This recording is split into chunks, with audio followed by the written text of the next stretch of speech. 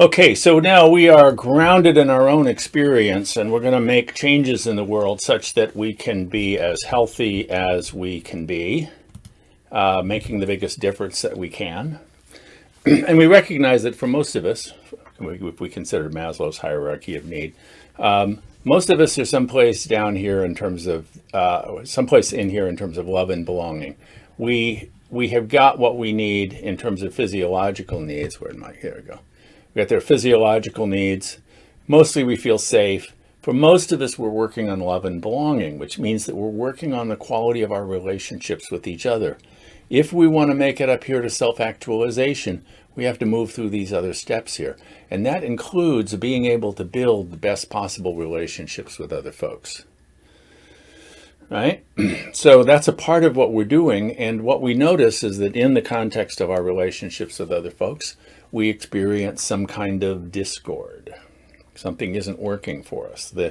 The stable qualities of being here move us to this one's clockwise instead of counterclockwise. I think the other one. We move towards a kind of irritation. The question is, am I going to pay attention to the fact that something is irritating me? Am I even going to be open to noticing that? Or do I say, that's not that big a deal, I'm not going to let it bother me?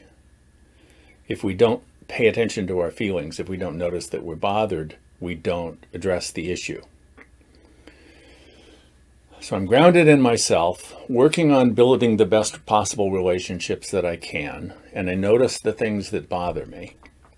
And I want the person who has the most power to change to be the one to change.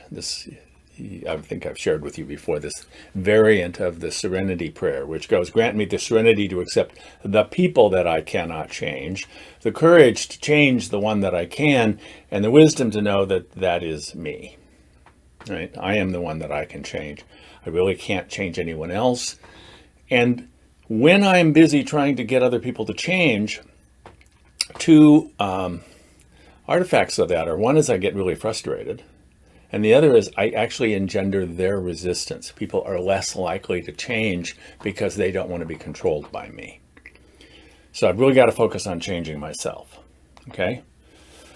So I want to do this in the context of my most significant relationships, which means that I'm doing it in the context of the relationships with people that I spend the most time with, because if we're together a lot, they become significant.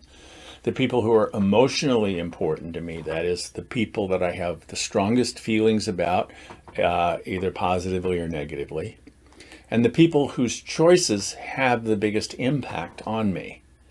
The more your choices impact me, the more significant you're going to be for me.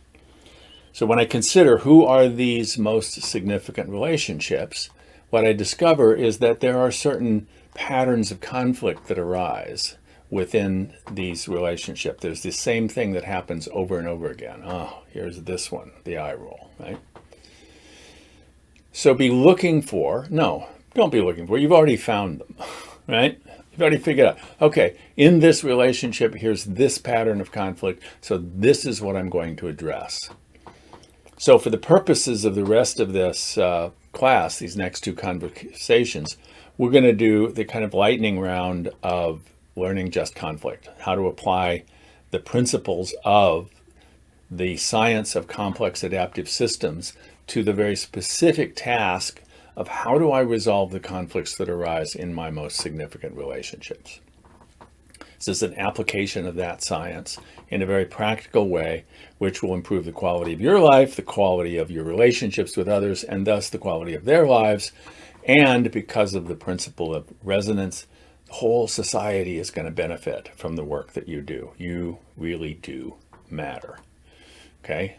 So this is about knowing where it is that we are, where it is that we might be. What am I leaning towards? I'm leaning towards justice here. And what can I do to get there? So in this next video, we're going to talk about specifically what are the things that I can do to get there. All right.